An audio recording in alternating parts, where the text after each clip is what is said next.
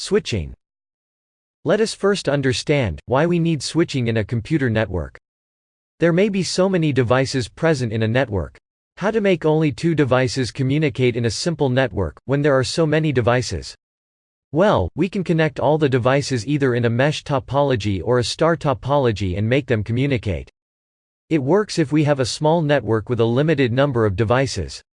But these techniques are impractical and wasteful when applied to huge networks. The number of links and their length require too much infrastructure, and the majority of those links would be idle most of the time. A better solution is switching, where we use several switches to route the data in a network, with a very little infrastructure.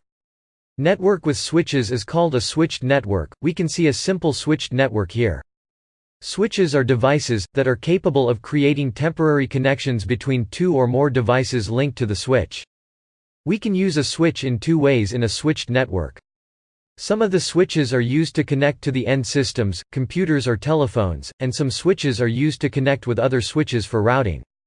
Here, the end systems are labeled as A, B, C, D, and so on, and the switches are labeled as 1, 2, 3, 4, and so on. The network uses FDM or TDM for communication between switches.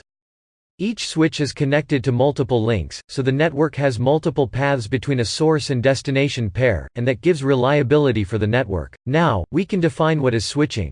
Directing or switching a signal towards a particular network or device is called switching.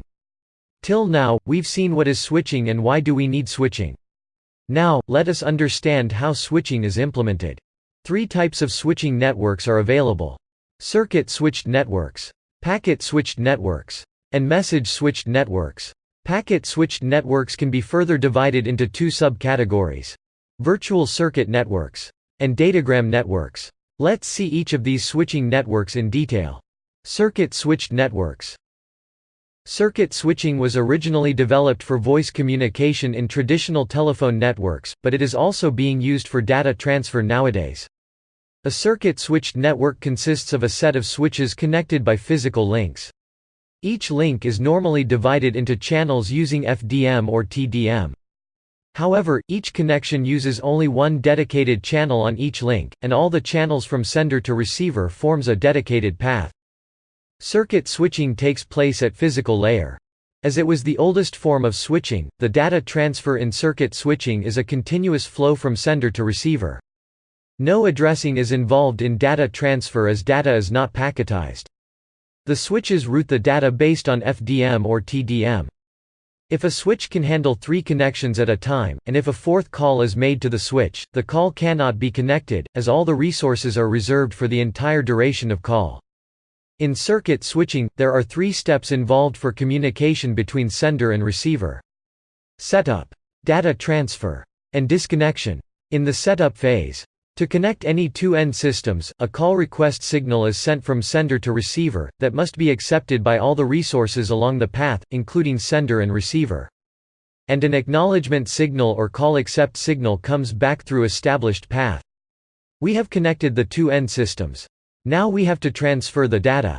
Data transfer. After the connection is established, the data transfer happens from source to destination, through the established path.